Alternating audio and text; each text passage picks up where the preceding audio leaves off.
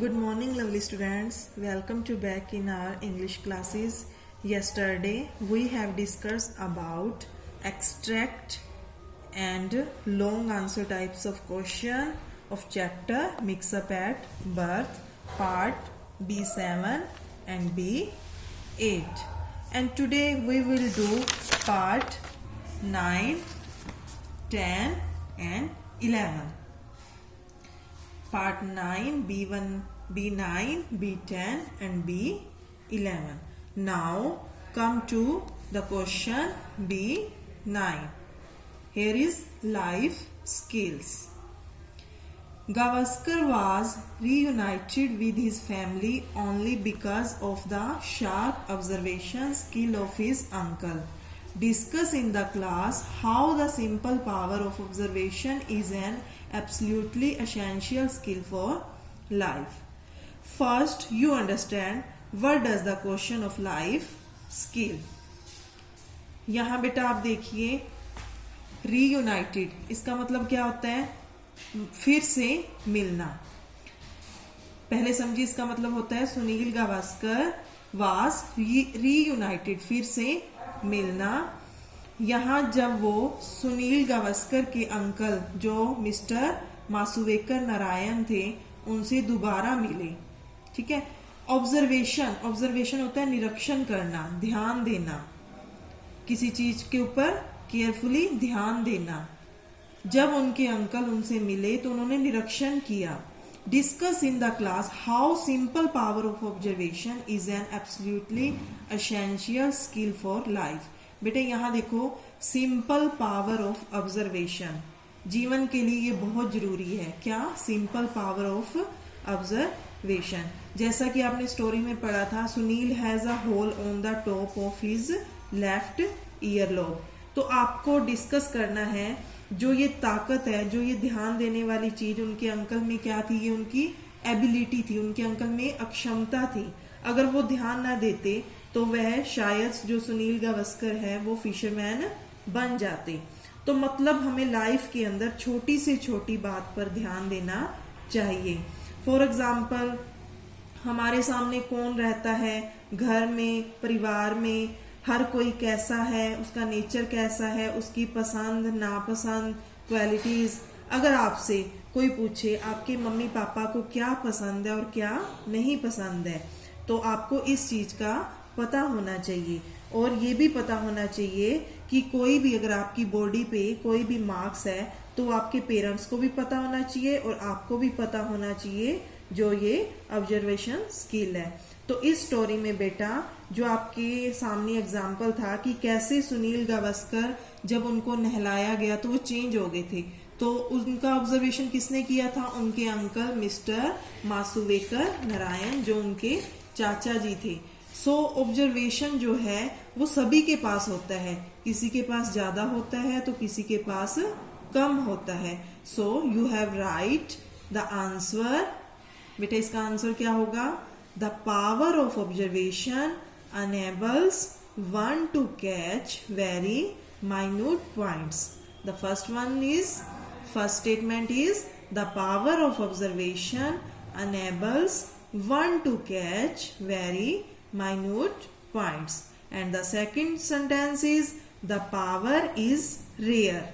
जो ये वाली पावर है वो रेयर ही होती है किसी में. And the third sentence is but anyone who is blessed with it is great because it can prove to be very helpful in life. It can avert some mishappening to occur. It is save one's life. So observation जो है वो simple life observation है जो life के लिए essential skill है, वो life के लिए बहुत जरूरी है. Understand students. Now come to the point B10.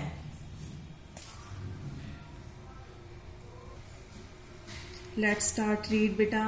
Gate into group of 4, go on a fact finding safari, collect information on your favorite sports personality, prepare a collage and hang it in your class, celebrate the sports safari in your class. बेटा आपने इसमें क्या करना है, collage बनाना है. Get into group of 4 people, 4 person मिलके क्या बनाएंगे, एक कोलाज बनाएंगे. किसके ऊपर, हेडिंग क्या है, sports safari. You have to do this group activity. It's a group activity and we will do this when you come to school again, when our school reopen. But only यहाँ मैं आपको समझा देती हूँ इसमें क्या करना है. आपको क्या करना है बेटा इसके अंदर, you have to collect information about any of your sports personalities. कोई भी आपने 2 पर्सनैलिटीज चेंज करनी है. Maybe people like Sachin Tendulkar, Virat Kohli, whoever is your sports person. So collect the information, for example उनकी date of birth, उनकी hobbies, place of birth, education, place of birth, educations, when they start play, like, dislike, where do they live. So you have to hang any achievement in their life and have they won award.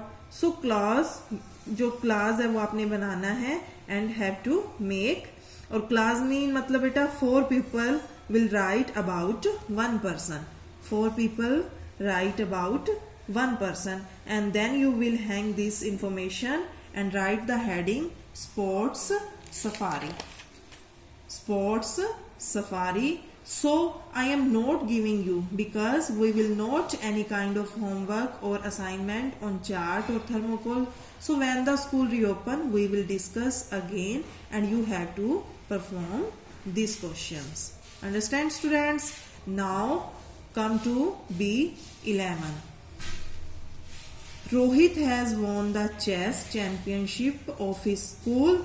After coming back home, he writes his feeling in his personal diary. Read what he has written. So students, here Rohit is a boy. Rohit is a boy and he has won the championship and he is very happy. So he write his feeling in the personal diary. Rohit जो है एक लड़का है और वो championship जीत जाता है और वो अपनी फीलिंग्स किस में लिखता है, एक पर्सनल डायरी में लिखता है. फर्स्ट ऑफ ऑल बेटा आपको पता होना चाहिए कि पर्सनल डायरी क्या होती है. Personal diary means it is the diary which you write your feelings. बेटा when you win some game and when you get prize then you are praised by your teacher. अगर आप कोई भी prize gate करते हो तो आपके teacher आपकी प्रेज करते हैं. और when you get any prize in the competition you are very happy. So what you feel that you note down in your personal diary. जैसे बेटा आपने लास्ट लेसन में आपने राहुल और राज के बारे में पढ़ा होगा. Rahul and Raj have seen a letter to Raj because he wanted to say sorry. That was informal letter. He was apologizing. He felt ashamed. So that letter he wrote to Raj. जो उसने लेटर लिख के दिया था उसमें उसने अपनी गलती की क्षमा याचना की थी. But this is diary which you keep for yourself when you are happy and note down the feeling in that diaries. When you are sad, when your day not so good and mishappening which occurring in the school, so that feelings you wrote in your personal diaries. So personal diary is one's own feeling. So let us see. Rohit has written what he has written. Rohit has written Wednesday July 4. बेटा आप यहाँ देखो, सबसे पहले उसने क्या लिखा, day और date. If you writing the diary you will write the same date and day. Suppose you write the diary and today is Thursday and date 21 May. It means if today you are writing diary, you write date and day. So the day on which you write that should date, day and month. बेटा आपको अपनी life के अंदर personal diary जरूर लिखनी चाहिए। अगर जो कोई बच्चा लिख रहा है तो बहुत अच्छी बात है, और जो नहीं लिख रहा वो बेटा आज से ही स्टार्ट करें। इसमें आपने क्या करना है, आपने सबसे पहले डे और डेट मेंशन करनी है, और कॉलम बना लेना बेटा, एक तरफ बैड वर्क एक तरफ गुड वर्क, जो भी आपने एक दिन के अंदर किया है।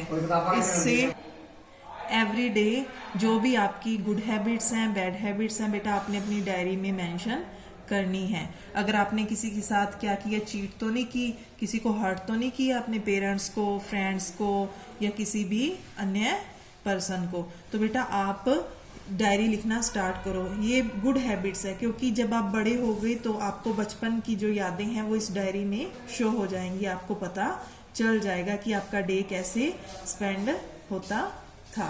तो so this is the write by Rohit. यहाँ उसने सबसे पहले डे, मंथ और डेट मेंशन की हुई है। I won the Red Cross chess championship today. उसने जो है क्या जीता था, chess championship Red Cross. It was a very exciting match which lasted an hour and a half. I was very nervous in the beginning, but slowly I gained my confidence. My hands were shaking when I received the trophy. It was the happiest moment of my life. बेटा ये रोहित के द्वारा diary लिखी गई है कि जब उसने Red Cross chess championship trophy won की तो उसे क्या हुआ, बहुत एक्साइटेड था, और जब उसको ट्रॉफी मिली तो वो कॉन्फिडेंस से भर गया और उसने डायरी लिखी। So students, you also have to write the diary entry in your notebook. That's all for today. Thank you.